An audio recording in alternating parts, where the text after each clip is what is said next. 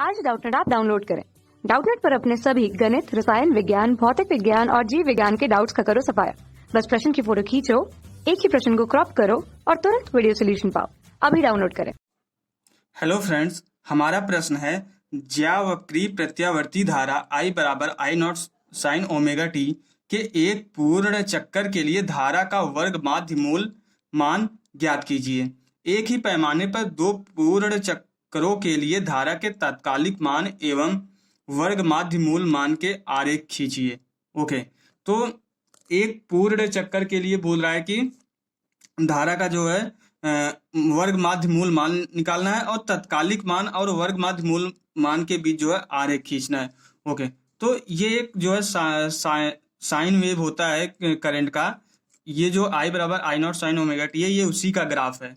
Okay, तो अगर तत्कालिक मान की बात करें तो यहाँ पे t की वैल्यू जो रखेंगे, जो भी टाइम हम रखेंगे उस पॉइंट पे निकलता चला जाएगा I की वैल्यू। ओके, तो वर्ग माध्य मूल मान की बात कर लेते हैं। हमें दिया है कि I बराबर क्या दिया है, I equal to I naught sine omega T, ये दिया है। ओके, अब हमें ये पता है कि अगर हम उष्मा निकालना चाहे, ये जो है किसी प्रतिरोध में ये प्रत्यावर्ती धारा जो है फ्लो कर रही है, बह रही है, तो अगर हम उससे निकलने वाला उष्मा की बात करें तो उष्मा जो उत्पन्न होगी वो DH बराबर होगी I square R into D T. Okay, तो यहाँ पे ये I square R into D T DH के बराबर होगी। तो ये एक्चुअली ये पावर का टर्म होता है, शक्ति के लिए होता है, लेकिन जब टाइम का फैक्टर आ जाता है तो जो है उष्मा या एनर्जी ऊर्जा में आ जाता है, वो मान ऊर्जा के लिए हो जाता है। तो यहाँ पे DH बराबर I square R D T है। अब I की वैल्यू अगर हम इसमें ला के रखेंगे तो ये DH बराबर हो जाएगा I naught square sine square omega T R into D T. Okay, तो यहां से अब हम जो है,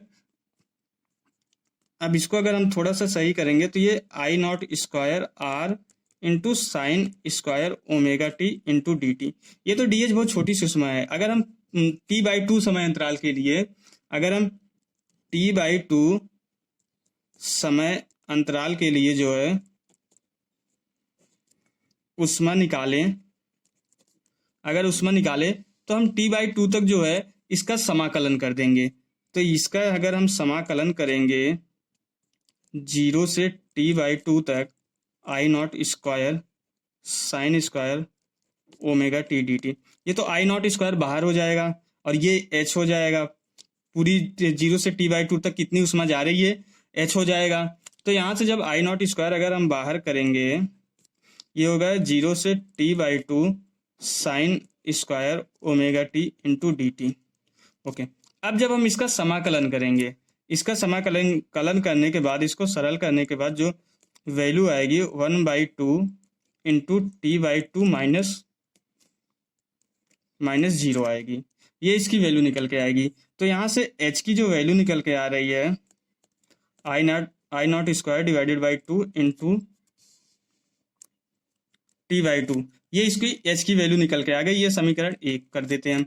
अब हमें ये पता है किसी भी प्रत्यावर्ती धारा के लिए जो है, जो उष्मा का मान अगर हम निकालते हैं उसकी वैल्यू होती है H बराबर I RMS का स्क्वायर R इंटू जो समय अंतराल होता है।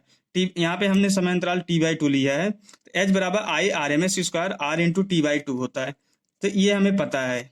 तो यहाँ से अगर हम ये देखें, ये दोनों इक्वेशन को अगर हम H बराबर है तो ये दोनों लेफ्ट हैंड बायां साइड बराबर है बाएं तरफ, तो दाहिने साइड की भी क्वांटिटी बराबर होगी। अब हम इन दोनों इक्वेशन को अगर बराबर कर देंगे तो यहाँ से बराबर करने के बाद जो निकल के आएगा I RMS square R into T/2 बराबर आएगा I naught square divided by 2 into T/2।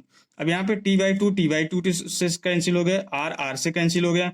अब I RMS स्क्वायर आ रहा I naught square divided by 2, ठीक है। तो I RMS स्क्वायर बराबर आ रहा है I naught square divided by 2। अब अगर हम दोनों साइड जो है वर्गमूल ले लेंगे तो यहाँ से I RMS की वैल्यू जो निकल के आएगी I नॉट डिवाइडेड बाई √2। तो ये हमारा जो है IRMS का व्यंजक आ गया। IRMS बराबर I नॉट डिवाइडेड बाई √2, और ये I नॉट जो होती है मैक्सिमम धारा होती है, कि ये पीक वैल्यू होती है, यहाँ तक जो है जा सकती है, ये उच्चतम धारा होती है। ओके, उच्चतम धारा मीन्स ये जो है यहाँ पे इस ग्राफ से आप देख सकते हैं, यहाँ पे जो ये मैक्सिमम वैल्यू जा रही है ये जो है I नॉट होती है, और ये जो है तात्कालिक वैल्यू निकल रही है ये। अब यहाँ से हमने ये निकाला कि I नॉट की जो वैल्यू आई है, IRMS की जो वैल्यू आई है I नॉट डिवाइडेड बाई √2 आई है। तो ये जो है IRMS और तात्कालिक धारा और IRMS, अब IRMS का अगर हम यहाँ पे प्लॉट खींचेंगे, क्योंकि IRMS कितना निकल के आया है I नॉट डिवाइडेड बाई √2। अब ये I नॉट जो है हमेशा कांस्टेंट रहेगा, √2 हमेशा कांस्टेंट रहेगा, तो ये हमेशा कांस्टेंट क्वांटिटी रहेगी, लेकिन ये I नॉट से कम होगी। अगर ये I नॉट से कम हो रही है तो मतलब इसका ग्राफ हम खींचेंगे तो इस तरीके से जाएगा, कहीं यहाँ पे ये जो है पॉइंट आएगा और ये हमेशा इस तरीके से जाएगा। तो यही हमारा तात्कालिक और इन दोनों के बीच का ग्राफ भी हो गया, और ये जो है I नॉट डिवाइडेड बाई √2 आएगा। ये तो तात्कालिक मान के लिए हो गया धारा का किसी भी समय, और ये IRMS का ग्राफ हो गया।